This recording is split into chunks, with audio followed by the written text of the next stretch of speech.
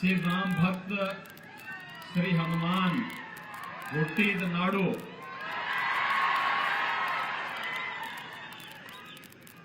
ಅಂಜನಾದ್ರಿಯ ನೇಲೆವೀಡು ಗಂಗಾವತಿ ಯಾ ಮಹಾಜನತೆಗೆ ನನ್ನ ನಮಸ್ಕಾರಗಳು।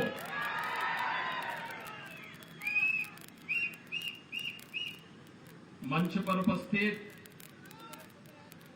भारतीय जनता पार्टी के जिला के कार्यकारी अध्यक्ष श्री एच ग्रे गोल्ड्रो, एमएलसी श्रीमती हेमलता नायक जी, विभाग प्रभारी श्री चंद्रशेखर पाटिल जी,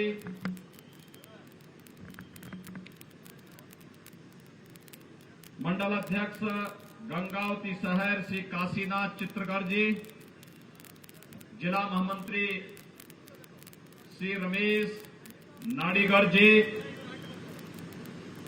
पूर्व विधायक श्री जी बिरप्पा, भारतीय जनता पार्टी के गंगावती विधानसभा क्षेत्र के अभ्यर्थी श्री परन्ना मुनावल्ली, जिला प्रभारी से अजय महावर, विभाग संगठन महामंत्री श्री पूजप्पा, आज के इस कार्यक्रम में उपस्थित भारतीय जनता पार्टी के सभी वरिष्ठ पदाधिकारीगण और गंगावती असेंबली कॉन्स्टिट्यूंसी से जुड़े हुए सभी उपस्थित भाइयों बहनों, श्री राम भक्त श्री हनुमान की इस पावन धरा को कोटि कोटि नमन करते हुए मैं आप सबका हृदय से अभिवादन करता हूं।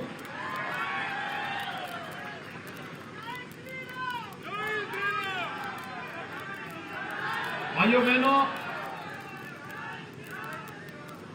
मैं श्री राम की पावन जन्मभूमि अयोध्या के धराधाम से आज श्री हनुमान की पावन जन्मभूमि कृष्णकंधा की इस पावन धराधाम पर मैं आया हूं। और कितना अच्छा संयोग है, इसी पावन धरा पर प्रभु श्री राम को श्री हनुमान जी का सहयोग प्राप्त हुआ था। हजारों वर्षों से उत्तर प्रदेश और कर्नाटक एक भारत श्रेष्ठ भारत की परिकल्पना का एक आदर्श रूप रहा है और जिसे आज आदरणीय प्रधानमंत्री श्री नरेंद्र मोदी जी एक नई ऊंचाइयां दे रहे हैं। अभी हमने प्रधानमंत्री मोदी जी के भारत के जनगण की मन की बात के माध्यम से भारत की 140 करोड़ जनमानस के भावनाओं को अभिव्यक्त करते हुए अलग अलग क्षेत्र में जिन्होंने भारत को, समाज को एक नई दिशा दी है, इससे जुड़े हुए एक महत्वपूर्ण एपिसोड मन की बात के 100वें संस्करण को हम लोगों ने देखा है। इस अवसर पर मैं देख रहा था कि प्रधानमंत्री मोदी जी के इन भावों को कितनी तल्लीनता के साथ श्री हनुमान जी के इस पावन धरा के आप सभी नागरिक सुन रहे थे। इसके लिए मैं आप सबका हृदय से अभिनंदन करता हूं। भाइयों बहनों, आज हमारा देश बदल चुका है और भारत आज दुनिया की एक बड़ी ताकत बनकर के उभरा है। भारत की ताकत का एहसास आज वैश्विक मंच पर भी किया जा रहा है। आपने 100वें एपिसोड मन की बात का भी सुना।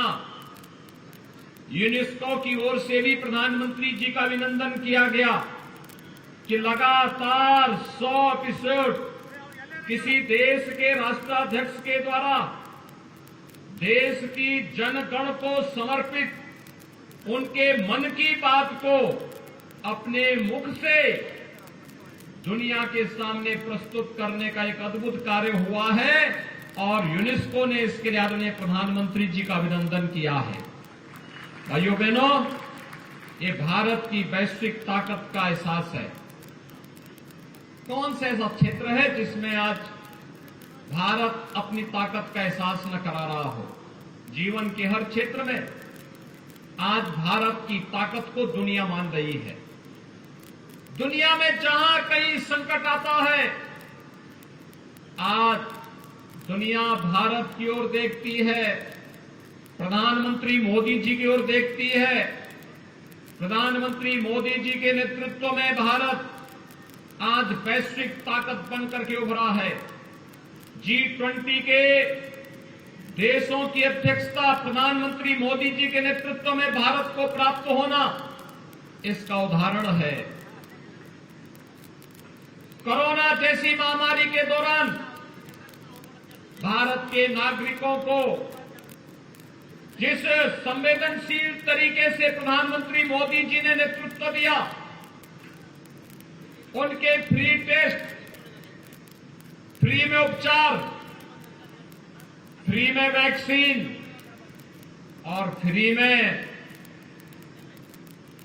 80 करोड़ लोगों को राशन की सुविधा का लाभ भी प्रधानमंत्री मोदी जी ने दिया। कोई भूखों नहीं रहने पाएगा, यह प्रधानमंत्री मोदी जी का संकल्प था और लगातार 3 वर्षों से प्रधानमंत्री मोदी जी के नेतृत्व में जहां यह कार्य हो रहा है, वहीं भाइयों बहनों हर एक क्षेत्र में भारत की इस प्रगति के साथ हमारे कर्नाटका के नौजवानों ने भी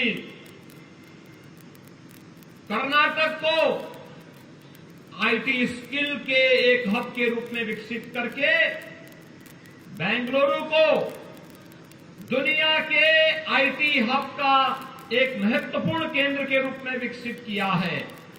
कर्नाटक विकास की प्रक्रिया का जो हिस्सा बना है, जो भारत की प्रगति को, भारत के विकास की प्रक्रिया को आगे बढ़ाने में महत्वपूर्ण भूमिका का निर्वहन कर रहा है। ये बातें इस बात को प्रदर्शित करती हैं कि बेंगलुरु का आईटी स्किल के हब के रूप में विकसित होना कर्नाटक के युवाओं के साथ ही कर्नाटका के द्वारा भारत के विकास में किए जाने वाले एक नए अभियान का शुरुआत है।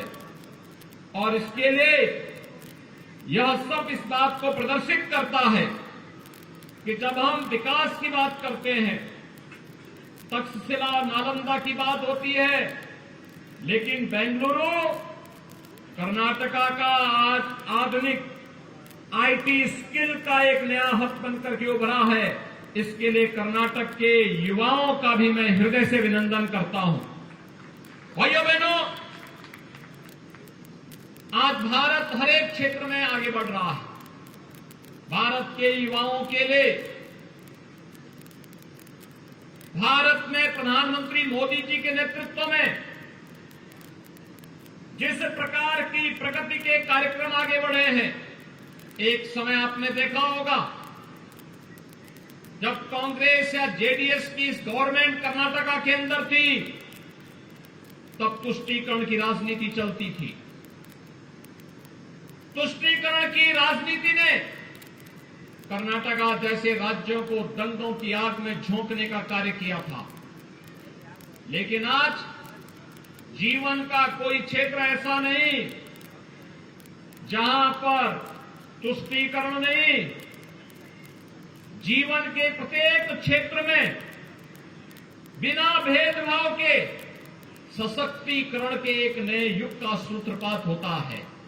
और सशक्तिकरण का यह अभियान न केवल कृषि के क्षेत्र में, न केवल युवा कल्याण के क्षेत्र में, बल्कि अर्बन डेवलपमेंट को लेकर के, रूरल डेवलपमेंट को लेकर के, जीवन के प्रत्येक क्षेत्र में आज ये प्रगति हम सबको देखने को मिलती है। विगत 9 वर्ष के दौरान बजट में 5 से 6 गुना की बढ़ोतरी ये भारत के प्रगति को एक नई गति देती है और कर्नाटका उसका अभिन्न हिस्सा बना है, इसलिए क्योंकि यहां पर कर्नाटका की जनता ने कांग्रेस के फेल्ड इंजन को पूरी तरह नकार करके डबल इंजन की सरकार, भाजपा की डबल इंजन की सरकार पर विश्वास किया है। ये डबल इंजन की सरकार डेवलपमेंट की डबल डोज है, डेवलपमेंट की डबल स्पीड है। आज डेवलपमेंट हमारी आवश्यकता है, स्किल के साथ साथ स्पीड भी हमारी आवश्यकता है। और कर्नाटका के स्केल को स्किल में बदलकर उसे डबल इंजन की सरकार एक नई स्पीड के साथ, डेवलपमेंट के साथ जोड़ने का कार्य कर रही है। और इसीलिए आज मैं आपके पास आया हूं आपसे अपील करने के लिए, इस स्पीड को कम नहीं होने देना है। भाइयों बहनों, लोग मुझसे पूछते हैं कि आखिर उत्तर प्रदेश में ऐसा क्या हो गया कि उत्तर प्रदेश की जनता वहां पर आप पर विश्वास करती है। मैं कहता हूं, देखो, मैं व्यक्तिगत रूप से कुछ नहीं हूं, ये जो कमाल है ना, ये डबल इंजन की सरकार का कमाल है। भाइयों बहनों, 2017 के पहले उत्तर प्रदेश में भी हर दूसरे तीसरे दिन एक दंगा होता था, हर दूसरे तीसरे दिन एक दंगा होता था। डबल इंजन की सरकार को उत्तर प्रदेश में 6 वर्ष हो गए, एक भी दंगा नहीं हुआ। आज यूपी में दंगा नहीं होता, आज यूपी शांतिपूर्ण तरीके से विकास की प्रक्रिया के साथ आगे बढ़ रहा है, डेवलपमेंट के साथ जुड़ रहा है, रोजगार के साथ जुड़ रहा है। आज यूपी में शांति है, सुख है, समृद्धि है। आज वहां उपद्रव नहीं, आज वहां उत्सव है।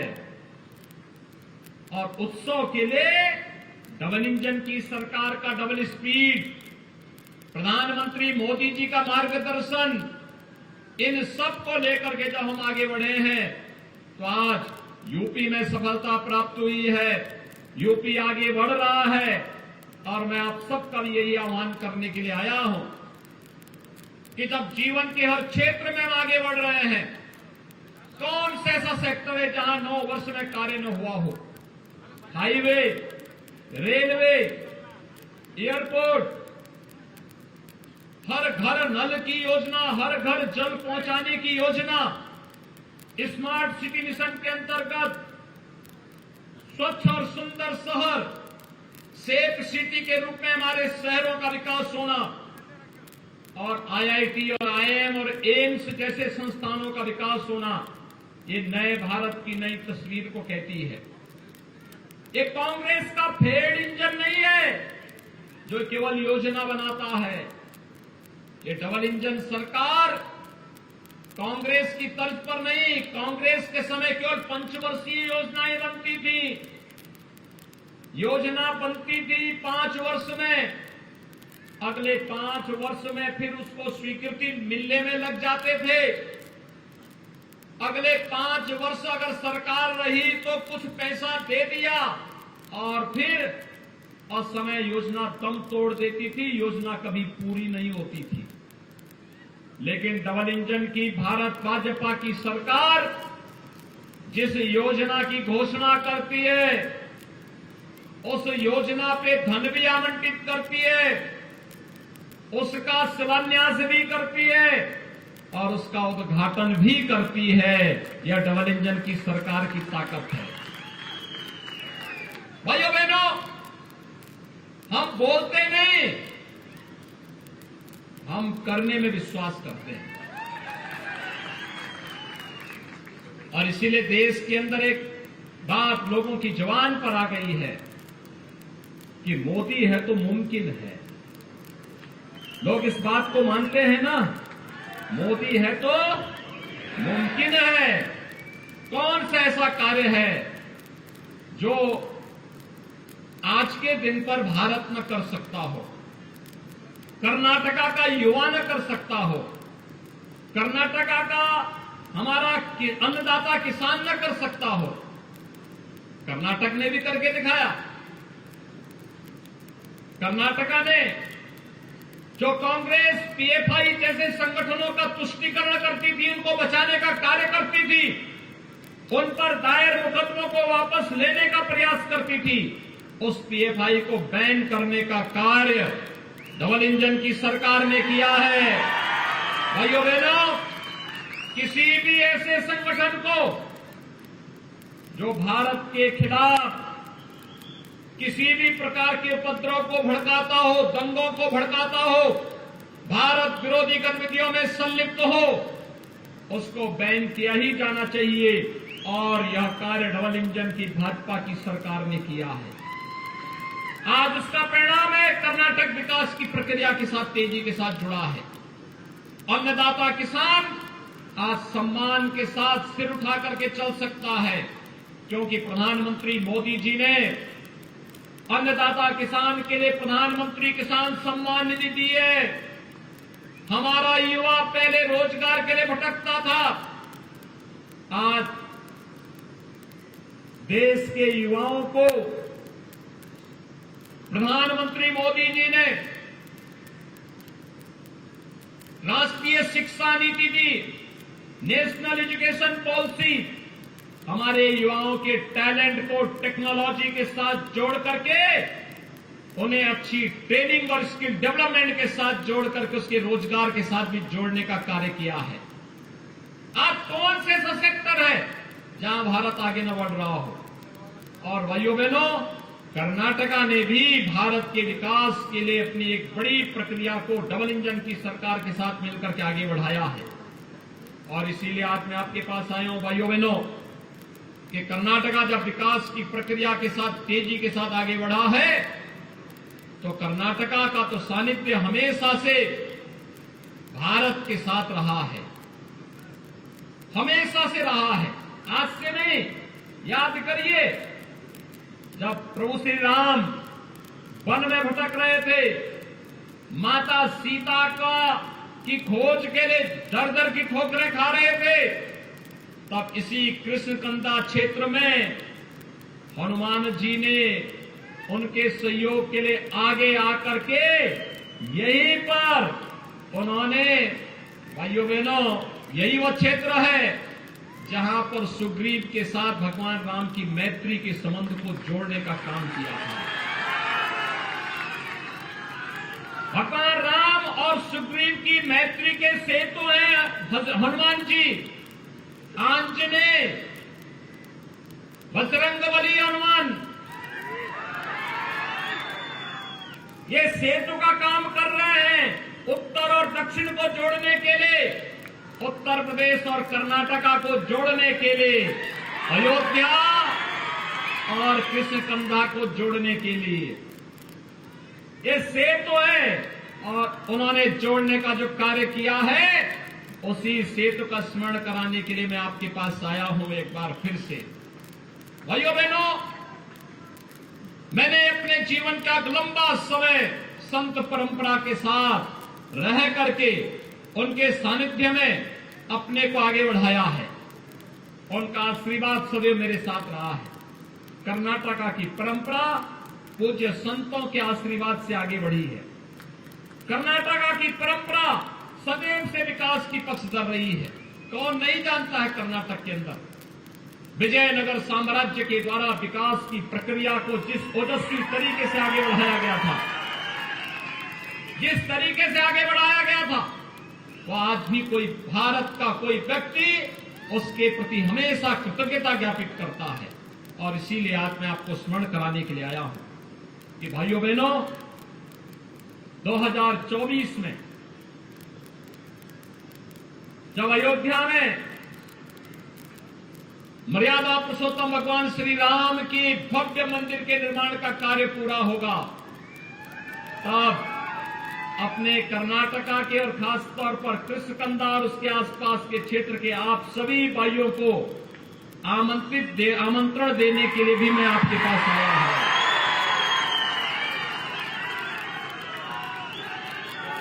अयोध्या में राम मंदिर के उद्घाटन कार्यक्रम में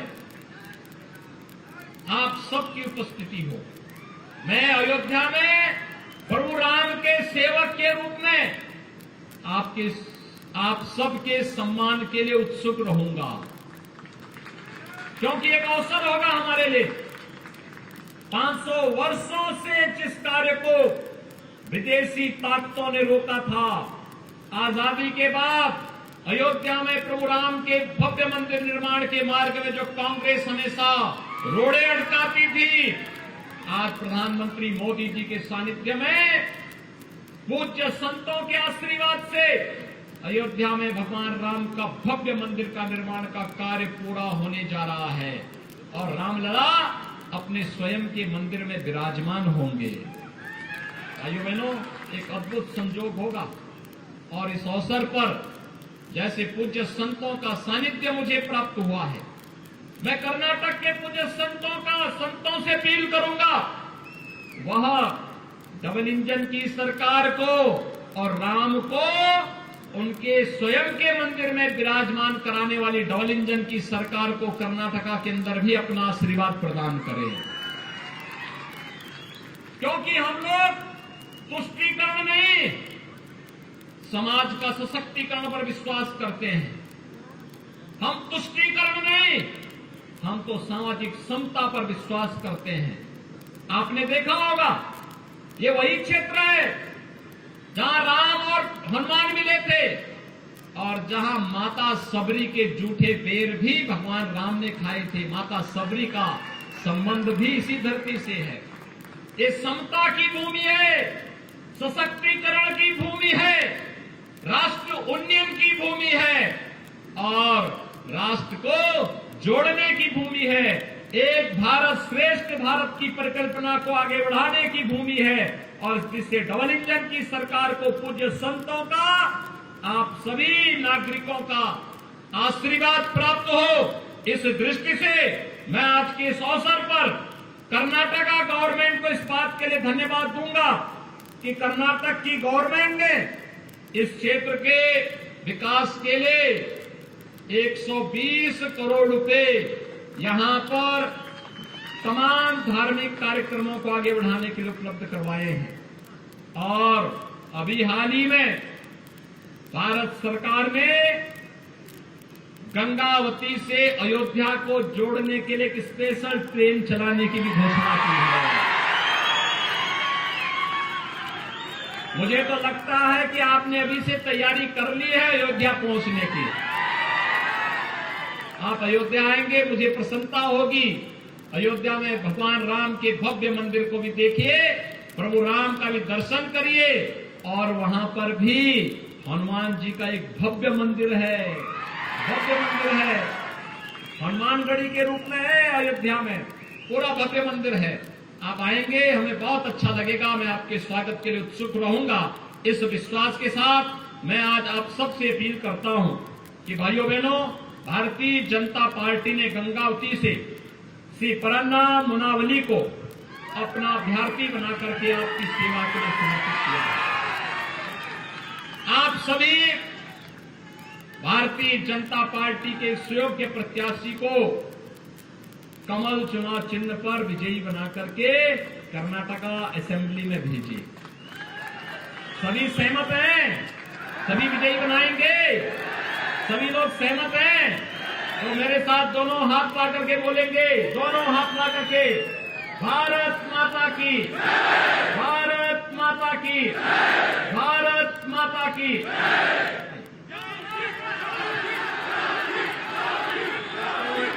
ಈ ಕಾರ್ಯಕ್ರಮಕ್ಕೆ ಆಗಮಿಸಿ ಭಾರತ ಮತ್ತು